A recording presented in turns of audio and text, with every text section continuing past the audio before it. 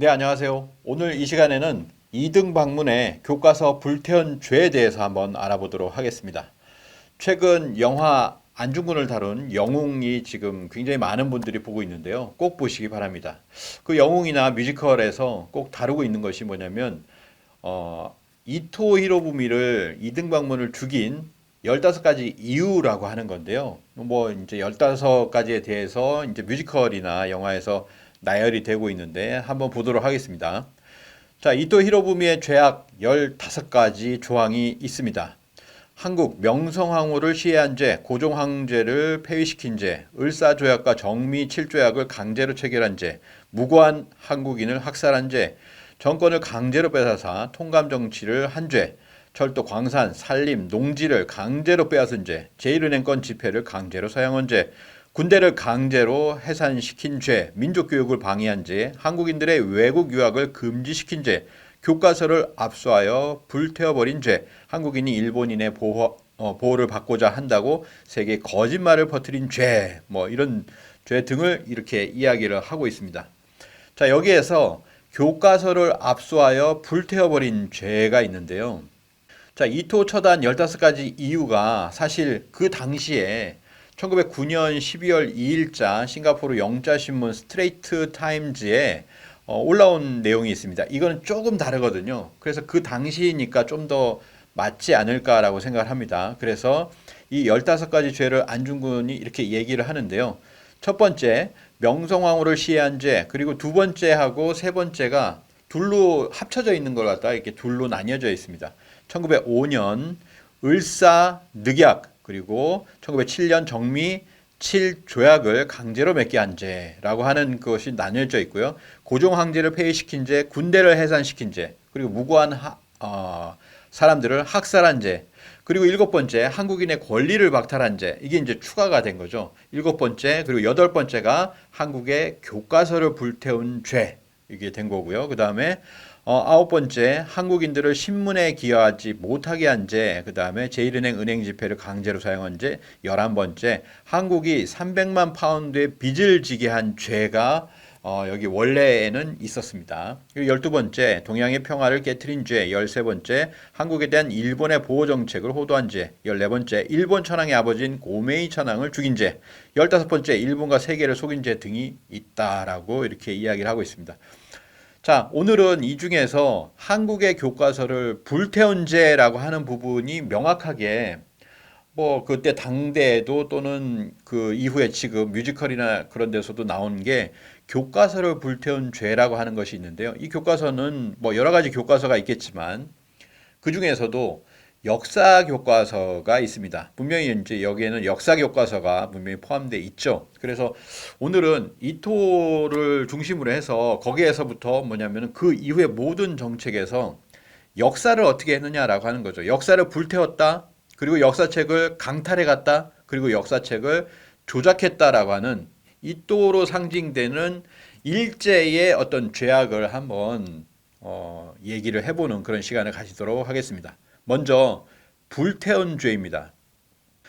자, 백안 박은식 선생은 또 이렇게 이야기를 했습니다. 합병과 동시에 여러 언론기관이 문을 닫고 모든 국사책을 압수하니 선생은 나라는 비록 망하였으나 국혼이 소멸되지 않으면 부활이 가능한데 지금 국혼인 국사책마저 태워 없애니 통탄하지 않을 수가 없다라고 이렇게 이야기를 하시고 이제 망명을 계획하시게 되는데요. 지금 국혼인 국사책을 불태우고 있다라고 하는 겁니다. 태워 없애고 있다라고 하는 것이죠. 자, 이런 부분이 분명히 당대에 이렇게 있었죠. 그리고 우리가 잘 알고 있는 사서 20여만 권을 압수해서 불태웠다라고 하는 그런 증언이 나오게 되었는데 이런 주장들이 나오게 됐는데 이미 이전에 많은 분들이 이 얘기를 했죠. 좀 전에 보셨던 박은식 선생 그리고 네다니엘 페퍼라고 하는 기자가 있었습니다. 1920년 그때 당시에 뭐냐면은 한국에 들어와서 3.1운동 때에 들어와서 한 달 정도 있으면서 거기에서 이제 기록된 내용을 이제 기록해서 영문으로 이렇게 알렸고요. 그거를 임시정부에서 번역을 해가지고 알린 책입니다. 자, 여기 보시면은 한국의 역사는 절대 언금이다. 합병조약이 강제로 체결되자 일본인은 즉시 한국의 국사는 전부 압수하여 불태워버렸다. 여기에 이제 교과서도 포함이 되는 겁니다. 한국의 문화를 한자 한획이라도 기록한 문자는 철저히 수색하여 폐기시켜 버렸다. 그리고 이런 문자는 가지고만 있어도 그 소유자는 감옥에 수감됨을 면치 못하였다. 한국 국사는 가지고만 있어도 범죄가 되었다라고 합니다. 그래서 영문으로 보면 이렇게 쓰여져 있죠. 콜렉트 앤 번, 모아가지고 다 불태웠다라고 하는 거예요. 코리안 히스토리를 이렇게 불태웠다라고 하는 그런 내용들이 나다니엘 페퍼에 의해서 증언되고 있습니다. 그리고 독립운동가 신익희 선생도 1954년 재헌국회사의 서문 추천사에서 이렇게 이야기를 하죠. 일제강점기 초대 총독 데라우치는 조선의 기록문화에 두려움을 느끼고 1910년 11월부터 모든 행정력과 군경을 동원하여 전국 방방곡곡에서 1년 2개월 동안 종로시대 서점을 비롯한 지방의 대소서점, 향교, 서원, 구가 등을 수색하여 단군 조선에 관련된 사료와 민족 정신을 일깨우는 내용의 서적을 압수하거나 불태웠다라고 하는 그런 만행을 이렇게 증언을 하셨습니다. 일제는 한민족의 도서 20여만 권을 탈취하여 남산에서 소각했다라고 하는 것도 나와 있죠. 문정창 선생도 군국 일본조선 강점 36년사라고 하는 책을 통해서 이렇게 이야기를 했습니다. 역사서 등의 분소 및 판매 금지 소동이었다. 테라우치 마사다케는 1910년 11월부터 일본 헌병, 경찰, 조선인 헌병 보조원 등을 동원하여서 이렇게 서점, 서사, 양반, 세가 등을 급습하여 범 51종 20만여 권을 불사르고 또한 이러한 유의 서적의 판매를 엄금하여 그 소지자와 열람자를 처벌하였다라고 하는 내용이 나와 있습니다. 자, 여기에서 20만여 권이 51종이라고 하는 것은 51종은 공개된 것을 얘기하고요. 그 외에 사실은 수백 종이 있으리라고 생각을 합니다. 그래서 그렇게밖에 될 수 없는 게요. 나중에 이제 살펴보시면 아는데 한 종이 한 4,000종 이렇게 남아 있을 수는 없죠. 그러니까 비공개된 것이 책들이 많다라고 하는 거예요. 또 1923년에는 조선사 편찬위원회 구로이타 고문이 대마도에 사료 탐방하여서 한국과 관계가 있는 고문서를 66,469매, 고 기록류 3,576책, 고 지도 33회 등을 은폐 또는 분서했다라고 하는 내용도 우리가 주장한 게 아니죠. 일본 학자 하라타 사카에루가 역사와 현재에서 이렇게 밝힌 내용이 되겠습니다. 특히 대마도 같은 경우에는 대마도가 이제 우리 조선 땅이었다라고 하는 거 여러 가지들을 그 이전에 고대 이래로 우리 땅이었다라고 하는 그런 내용들을 분석했겠죠. 두 번째로 강탈한 죄, 일제와 이토 히로부미가 강탈한 죄에 대해서 한번 알아보도록 하겠습니다. 자, 이등방문이 조선 총독부를 은퇴하고 일본으로 올 때 조선 왕실의 기증이라면서 규장각 사설을 몇 수레나 일본으로 가져왔다라고 합니다. 이거 역시 후지모토 유키오라고 하는 한국사 레이타쿠대 교수가 이렇게 주장을 한 내용입니다. 그리고 이어서 테라우치 총독, 제1대 총독이었던 테라우치가 테라우치 문고를 만들 정도로 그렇게 강탈을 해간 거죠. 조선의 문헌 자료를 빼돌려서 자신의 서고를 빼곡히 채웠다. 그게 뭐냐면 테라우치 문고라고 하는 건데요. 지금도 테라우치 문고가 이렇게 버젓이 있고요. 이 중에서 정말 작은 수량만 우리에게 돌아오게 되었습니다. 자, 그리고 후지모토 유키오 교수의 조사에 의하면 일본 전역에 2,940여 종의 5만여 권의 한국 고대 사서가 있다라고 했잖아요. 뭡니까? 5군데 조사한 게 이렇다라고 하는 거예요. 자, 이렇게 보시면 5만여 권인데 약 3,000종이죠. 그렇게 봤을 때 아까 말씀드렸던 20만 권이 불태워졌다라고 할 때 그게 51종이라고 하는 것은 말이 안 된다라고 하는 거죠. 그렇게 볼 수가 있겠습니다. 그래서 5군데 조사한 게 5만여 권이라고 하면은 실제로 더 조사하면 얼마나 더 나오겠어요. 그래서 뭐냐면은 20만 권을 뭐 강탈해 가거나 불태웠다라고 하는 거는 적은 수치다라고 하는 겁니다. 그걸 갖다 오히려 뭐 장신이라든지 이런 사람들은 자기 논문을 통해서 20만 권이 아니라 10만 권일 것이다. 뭐 이런 식으로 뭐 예측을 한 거죠. 추정을 한 거죠. 그게 말이 안 된다라는 생각이 듭니다. 수십만 권이 이렇게 강탈되거나 분서되었다. 이렇게 보는 것이 맞죠. 자, 일본 국내청 쇼로부에 한국 도서가 얼마나 있는지 진짜 규모는 아무도 모른다. 어떤 판결이 있었는데요. 그때 박상국 한국문화유산 연구원장은 이렇게 얘기합니다.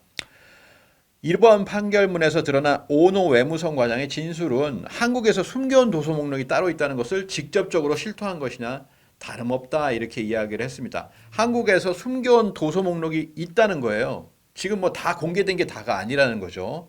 자, 그런 것들이 국내청 쇼로부에 있다라고 하는 겁니다. 국내청 서릉부라고 하는 곳이고요. 이게 도쿄 부근에 있죠. 여기 보시면 그런 한국에서 가져온 고문서들이 가득 차 있습니다. 이렇게.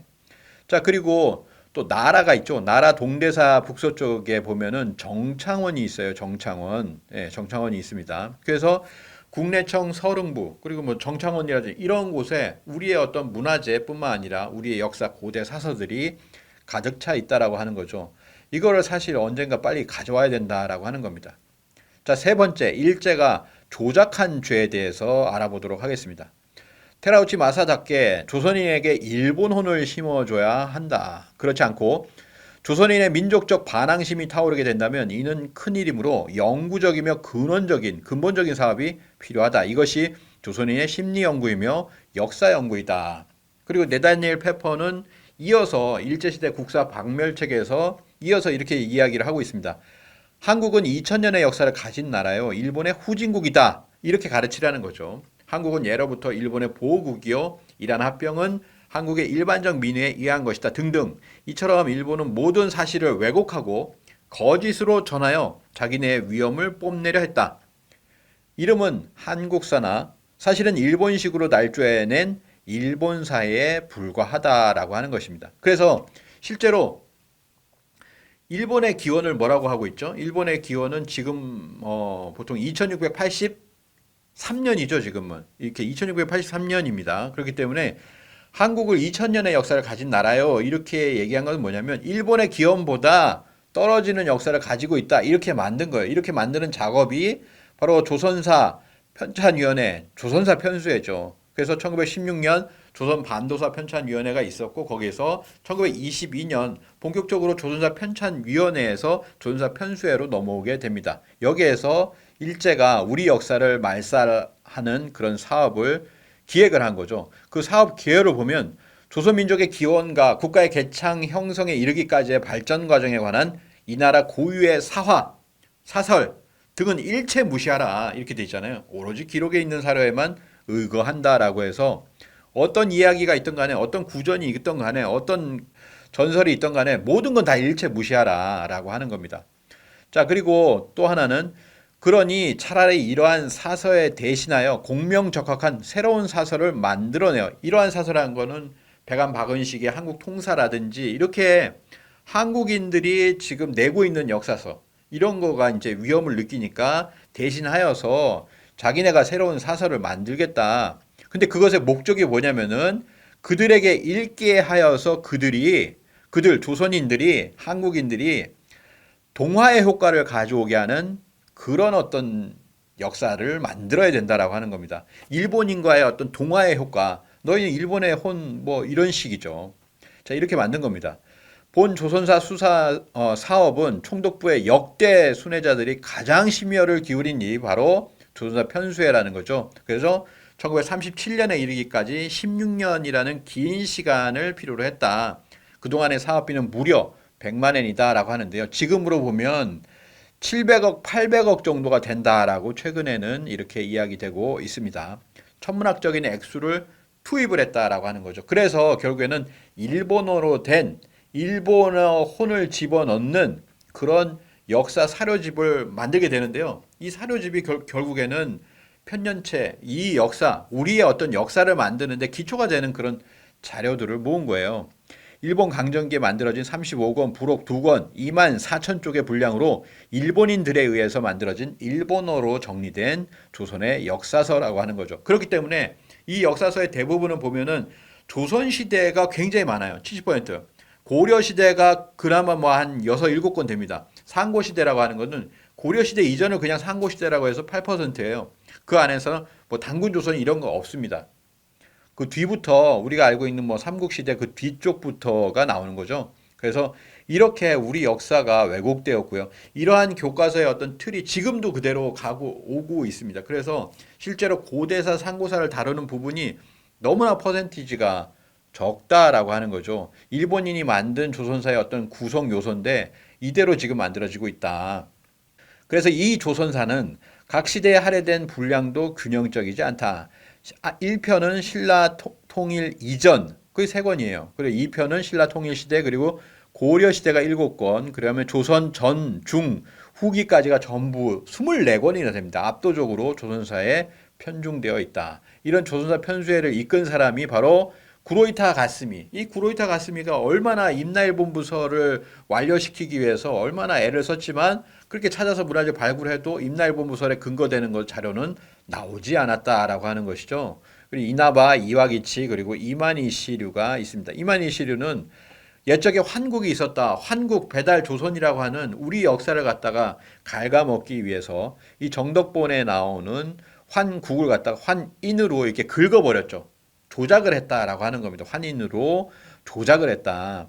이거 하나만으로도 한국 고대사의 핵을 도려낸 사건이다. 이로써 한국사의 영혼이 뽑히게 되었다. 그래서 우리가 환국, 배달, 조선의 어떤 7천년 역사를 얘기하면 그 뭐 환빠라든지 뭐 위서라든지 이런 식으로 지금도 그렇게 매도하고 있잖아요. 너무나 통탄스러운 일입니다. 이것이 누구에 의해서 자행된 것인가? 바로 이만희 시류라고 하는 작자, 이런 일제 식민 사학자들에 의해서 이렇게 자행되었다라고 하는 겁니다. 그러니까 환국을 이렇게 줄이고 그 다음에 뭡니까? 환국 배달 이어가지고 단군을 신화시하면 된다. 이런 생각을 가지고 있었죠. 단군 신화라고 하는 말은 우리 한국인에 의해서는 쓰여지지 않은 말이었는데 이 사람들이 뭐냐면 1894년 시라토리 구라키치가 한국 불교의 설화에 근거하여 가공의 선담이다. 이런 식으로 이제 이야기를 했습니다. 그리고 나카미치오, 내가 미쳤다라고 하는 나카미치오 같은 경우에는 중들이 날조한 이야기다. 승도의 망설을 역사상의 사실로 삼은 것이다. 단군왕검은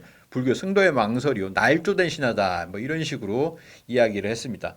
이거를 체계적으로 이만희 시류가 1921년 단군고란 논문을 통해서 신화로 조작을 하고 이것을 체계화했다라고 하는 겁니다. 그러면서 이 이만희 시류가 그은 것이 뭐냐면 남쪽의 한민족과는 단군 신화가 무관하다. 신화로 바꾼 다음에 남쪽의 한민족과는 전혀 무관하다라고 해서 한반도의 남부와 북부를 분단시켰다라고 하는 겁니다. 그것이 그대로 들어간 게 1920년 조선총독부 국사교육 지침이에요. 여기 보시면 뭐라고 되어 있습니까? 옛날에 반도의 북부를 조선이라고 했다.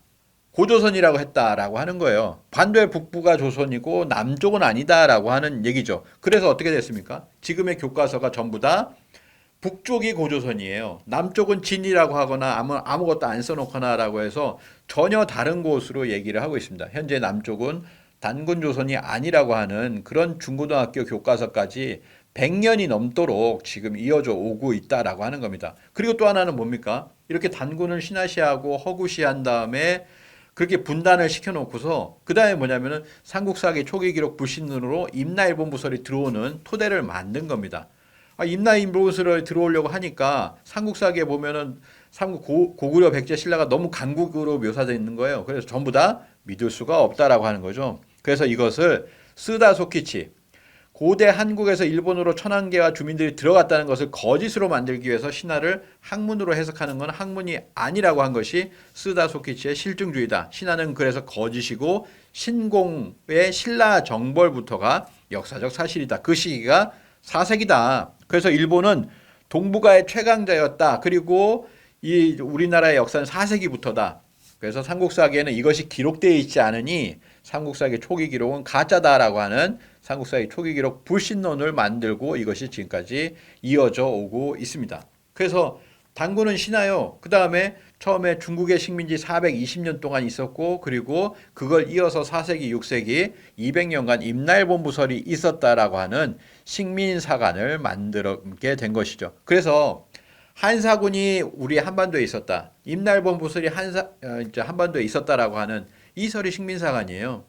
식민지를 경영하는데 유리한 사관인 거죠. 이거를 만들어낸 것입니다. 그래서 남북을 단군조선을 갈라놓으니까 한나라가 고조선을 멸망시키고 바로 그 자리에 한사군을 만들었다라고 하는 조작된 논리를 만들어낸 거죠. 그게 한사군 한반도설, 낙랑군 대동강 평양설입니다. 그리고 나서 그 아래쪽에는 임나일본부설 해가지고 이렇게 만들어낸 거죠. 그래서 마지막으로 이렇게 말씀을 드릴 것은 무엇이냐면 정리를 하자면은 이제 영화 안중근의 영웅이 나왔는데요. 만약에 안중근이 다시 이 시대에 돌아왔다면이라고 하는 얘기를 많이 하시는데 이 시대에 돌아왔다면 무엇을 하시겠습니까? 그냥 친일파 척결? 그런 게 아니라 지금의 역사 왜곡된 식민사기 해방 이후에 그대로 그 유지되고 있는 것에 굉장히 분개할 것이라고 생각을 합니다. 그래서 보면은 이등박문에게 바로 교과서를 불태운 죄라고 하는 그런 부분을 쓰지 않았나라고 생각이 됩니다. 실제로 그렇게 했고요. 우리 교과서를 불태우고 강탈해 간 그 죄가 너무나 막심하다라고 하는 거죠. 그래서 우리가 지금이라도 우리 교과서를 제대로 이렇게 회복을 하고 역사 왜곡을 벗어나는 역사 강복을 이루어야 되겠다는 말씀을 드리면서 오늘 이 시간은 마치도록 하겠습니다. 감사합니다.